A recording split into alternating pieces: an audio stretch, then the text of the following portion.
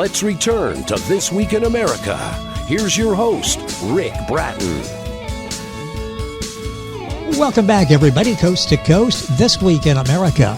The message by Dr. Michael Ritivoi Hansen is a bird's-eye view of the origin of Marxism, how it came to be a political system, what kind of a society it is, its daily life, all woven around his personal experience.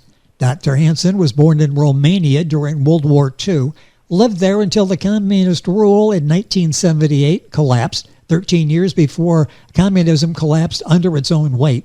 He had no choices. He had to live in the only environment available to him. After living for several months in a refugee camp in Austria, he found an American sponsor in the U.S. This allowed him to emigrate and establish himself in the Los Angeles area. He achieved his California dental license and established from scratch his own full-service dental clinic in South Orange County, California, which he owned and operated for 39 years. And Dr. Michael Ritivoi Hansen, author of The Message, is our guest on This Week in America. Doctor, welcome to the program. It's a pleasure to have you with us. Glad to be here. You've done Glad such to have this opportunity. Well, yes, and I'm glad to give you this opportunity to talk about this. It's a question we often have. What goes on in a communist country? What is the difference? What is the lifestyle like there? Let's start with a pretty basic question. Why did you decide it was important to write this book, The Message? Well, I left the communism because it was a total disappointment to me. As you said, and I said before, communism is the only ideology I ever knew. I was born in communism and raised in communism for 35 years. I got my medical degree in Romania. And I had my own dreams. And I was very productive. I really came with a lot of innovation, and I have a lot of energy. I reached earlier a degree of specialist, and I became the chief of dental service of a certain area. I was loved by people, and I loved the people. Everything was absolutely fine, except when I achieved all those things, I realized that my life is over, that there's nothing more I can achieve, and more important than that, I was unable to understand why the communism I was raised in and totally educated under it failed me, failed the whole country. Why the communism worldwide collapsed with no threat from outside, just because of its own insufficiency and its own mistakes. You do such an excellent job in relaying that to us in your book, The Message. I want to talk about that, a quote that you have in the book from Maxim Gorky. He's a Russian writer, socialist political thinker and proponent, nominated 5 times for the Nobel Prize in Literature. You've got a quote in the book that explains so much. Would you read that for us, please? Yes. Maxim Gorky, toward the end of his life, when he got disappointed, himself got disappointed with communism. He said, somebody cannot be in the same time communist, intelligent, and honest. Those 3 qualities are going only 2 by 2, never all 3 together. In other words, if you are intelligent and communist, you cannot be honest. If you are honest and communist, you cannot be intelligent. If you are, how to say, the other 2, the third one is denied. It doesn't work. And with only 2 legs working out of 3, it couldn't stand. That's an amazing comment from him. What did that mean to you when you read his quote there? What impression did that make on you? Make a very profound impression, because it was exactly the way I witnessed communism. And the book is The Message by Dr. Michael Ritivoi Hansen. And I'll spell all that as we go through the program. Book available at Amazon, booksidepress.com, the publisher, oldest, on our website, thisweekinamerica.us. You said you had no choices. You had to live in the only environment available to me. Talk about that, because that's pretty harsh there, but you really didn't have any choices on your own, did you? That's correct, because communism means total control. If somebody, in this case the communists, the whole system, believe it is right, that means that nobody else is wrong. Nobody else can be right except them. It happened the same way somehow with the extreme left in the United States. If they are right, everybody else must be wrong. And this similarity kind of disturbed me. I ran out of communism, and somehow this ideology is coming after me, which is not comfortable. I came in the United States because it was the main anti-communist party country on the face of the earth. So this is what I, because otherwise initially I wanted to stay in Europe. What prevented me to stay in Europe was the fact that it was a very common saying over there, which was better red than dead. Wow. Oh, yes. But being red, you are already dead. Interesting you say that like that, because as you're reading the story and the message and your life there, that comes across, it's such a stark existence that you have. And you mentioned I had nothing to compare communism with except my own sense. Talk about that, the feeling of entrapment that obviously you must have, and how you thought, okay, how can I escape this? What was that process like when... Well, and did you know what else was out there? Did you have any idea what was happening in many places of other countries in the world? I knew the other countries are successful. Everything created in the face of the earth was created in a free democracy. America was the most creative when he had less control and more creativity. The more control a country has, the less independent thinking, which is not good. Let people be.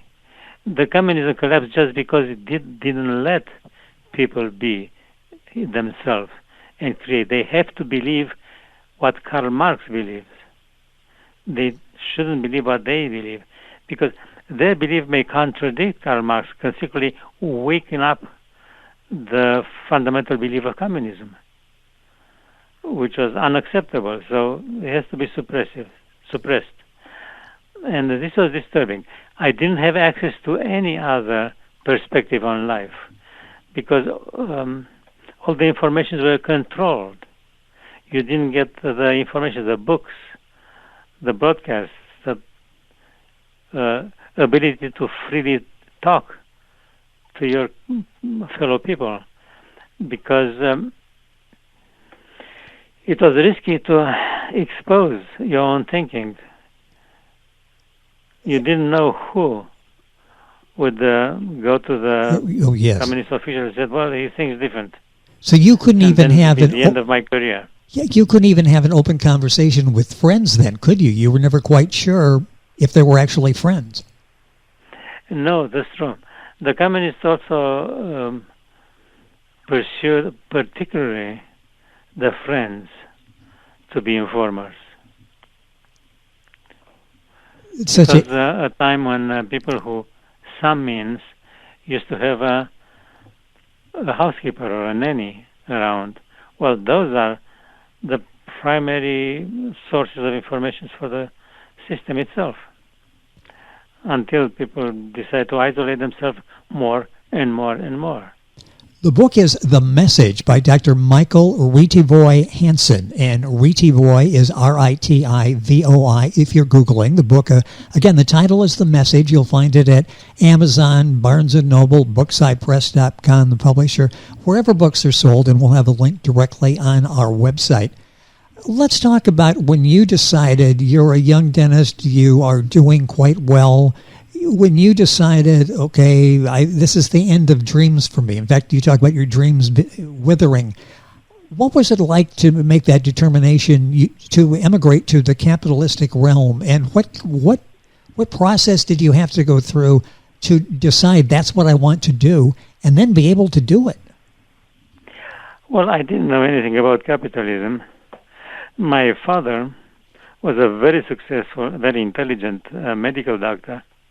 His professor offered him a scholarship at Pasteur Institute in Paris right before the communism got installed in Romania. It was the last chance my father had, and he kind of balked. Didn't want to go because he had a family to support. He couldn't support it in a foreign country where he didn't have friends, didn't have acquaintances. For him,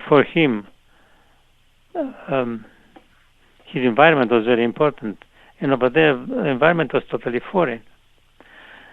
Besides, he was just to depend on a scholarship money, which was not much. So really, he was insecure about this. Besides, he didn't want to abandon his own country, Romania, where the communism was threatening to take it over. And he really spent all his time going from house to house, talking to all his friends, trying to mobilize them, trying to be firm in voting down the Communist Party in the only free election sponsored by the Western governments. And of course, it didn't work. Yes. It didn't work because the free election was all,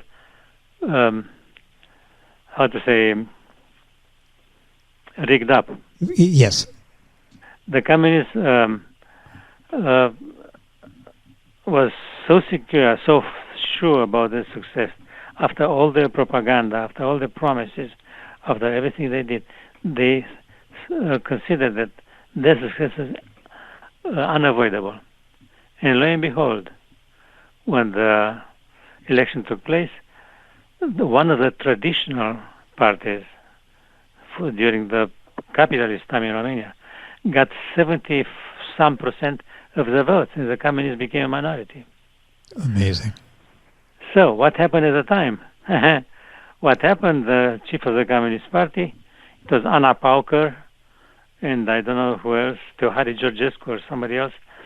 They got in an airplane, got straight to Moscow and asked Stalin, what do we do in this situation? And Stalin said,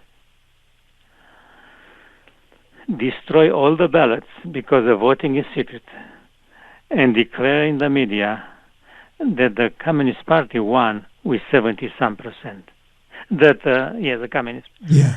So the Communist Party is the new ruler of the country.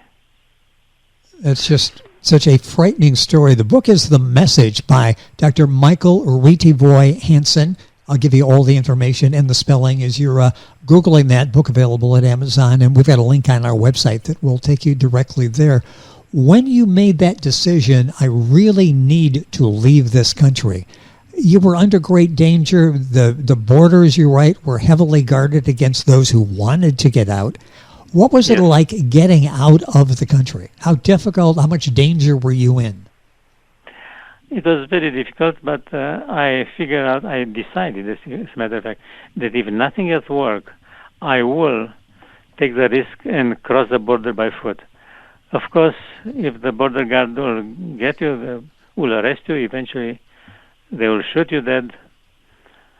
Sometimes they shoot you after you cross into the foreign country, and they go and pick up your body and bring it back in within our borders. Yeah. Anyway, I should mention a quotation from Stalin I got from an American paper, I believe the LA Times. Stalin said, the votes are not won by the winner.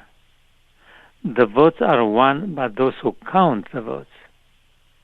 Interesting. And this is the very foundation of Donald Trump questioning the votes in the United States during the 2020 election. Yes. I don't know they are faked or not, but I know that at every single count, the Democrats got less and less votes than before, which means that the votes are not that absolutely correct.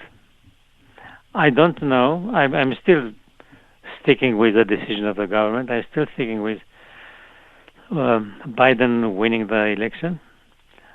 But it is still a question somewhere back in my mind. Well, and it only makes sense that you would have that question, given your background, where you came from, what you saw, and knowing that elections could very well be tipped, and not only tipped, but totally given to somebody. The Message is the name of the book. Dr. Michael Ritivoi, Ritivoi Hansen is our guest on the program.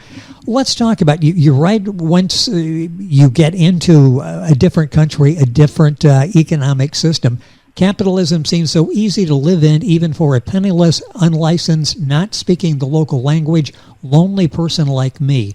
What was that like? You'd yet to achieve your dream outside of the country, but you can almost feel that freedom that you had. What was that like, those first few months, first few years when you were away from the communistic system?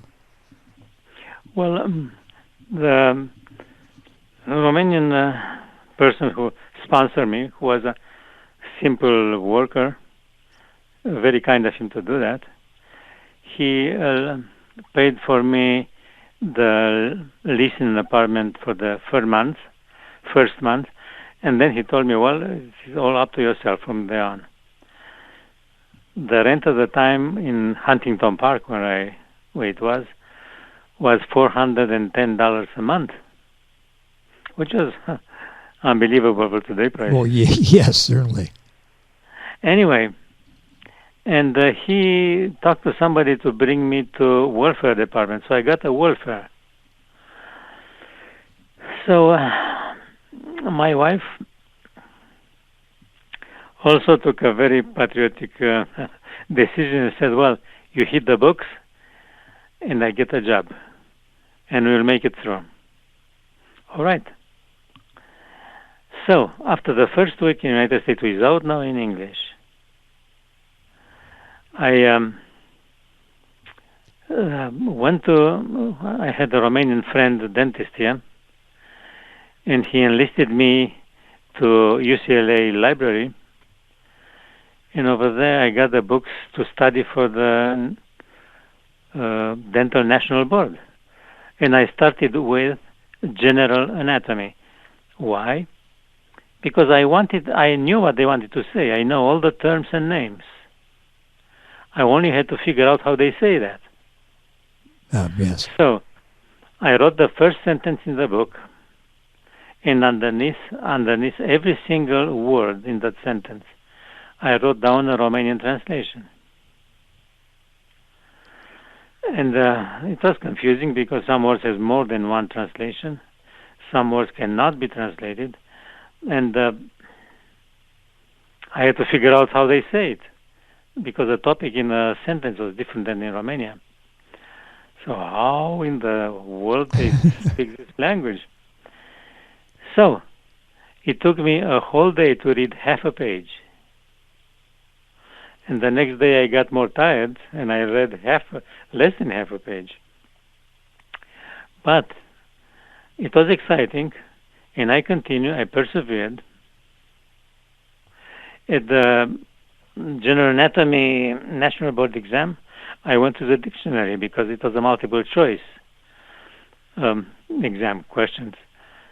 And I have to figure what the choices are in order to make sure I mark the right one. Okay, the one who was supervising looked at me, tried to check out what I'm doing with that small book in my hand, figure out the dictionary and let me do it. No comments. And I passed the test with almost 90%. Amazing. That's very good. So from there on, it got easier and easier and easier. In the end, when I got my National Board recognition, I read about 40,000 pages because I kept count of them. I was curious. I kept count of all the books I had to read for all those tests. And I did it. in the meantime, my wife talked for a while until she got tired and she said, no more. That's it. No more with it. And then I had to, in addition to the learning for the dental exams, I have to take a job myself. So I did. I worked during the night. I took a janitorial job, cleaning offices and homes and everything. But the janitorial work was done during the evening and during the night. And during the day, I have all the time to read my books. So it was a pretty good arrangement for me. It works. It really was, and paid off. It's just, boy, time is going by so quickly. We're talking about the book, The Message. The author and our guest is Dr. Michael Ritivoi Hansen. Book available wherever books are sold. And it's such a lesson in perseverance, what you went through, how you stayed with it, ending up owning his own full-service dental clinic in South Orange County, California, owned and operated it for 39 years. A few minutes left in the program. You say communism is not a political issue. It's the collapse of human qualities. Talk about that. Give us a little more understanding of the communist system. We think of it as a political system, and you say it's more than that. That's correct. Yes, the communism says you don't do what you believe you should do. You do what Karl Marx said you should do. Because Karl Marx is a thinker of the ages, and he knows the answer for a fair society, where it is no rich and poor, no exploitation, no competition, nothing, just a happy life from there on. So people believe all across the world, including United States, and including intelligent people, Nobel Prize winners among them, who believe, communism is it, truly, let's go for it. But the advertising is not what it really is, as a matter of fact. Communism is control. If you have to accept what somebody else believes, then you have to deny what you yourself believe. Yes. And the communism itself is a break on personal achievement. You have to achieve what the system wants you to achieve. You depend on a job when you are paid a pretty low salary, lower than a regular worker has in the United States. And with that salary, you cannot do anything else but provide food and nothing else. You cannot really go off the ground. You cannot investigate. You cannot develop yourself. You cannot create a business. You cannot do anything. There are no means and no support for it anyway. Because any private business means exploitation. And exploitation is a no-no for communism. What is it like? I'm going to take a couple minutes here at the end. You've got a daughter, you've got grandchildren. What is it like to see them grow up in a society, in a world where they really can live their dreams and make their own choices? Going what you went through, how rewarding is that to see what you've been able to give to your children and your grandchildren? Well, it was difficult because my Romanian marriage was not the most ideal one, and I couldn't communicate with them as well as I wanted to. But anyway, they were raised in a different environment, a different education, different opportunities, and they had, have great genes. Yep. Yes. They're intelligent people. They knew how to do it, and they succeeded. I encouraged them as much as I could. They had my example, and they had my support. Once they get out of school, I supported them financially as much as I could to be able to get their own education, and they did. It's just a remarkable story of what Dr. Hansen went through growing up in communism. It's sort of a unique look at communism, what he went through, his life over here, his reflections on what happened to communism. It's an excellent book. The book is The Message. Our guest is Dr. Michael Ritivoi, Ritivoi Hansen. Book available, again, it's published by Brookside Press, brooksidepress.com, Amazon, Barnes & Noble, all of the usual places. Links on our website, thisweekinamerica.us. Dr. Hansen, a remarkable story, a remarkable book of courage, and it's really been a pleasure having you on the program and discussing the message. Thank you for being with us. Thank you very much for the opportunity. I am really proud to share with the American people the truth about communism. It's not advertising, it's the truth. It is exactly how it happened. Well, it's a very important book, and the book is available, again, wherever books are sold. The book is The Message. We'll have links on our website, thisweekinamerica.us. And you're listening to This Week in America. And we're back right after these messages. You're listening to This Week in America with Ric Bratton. More after this.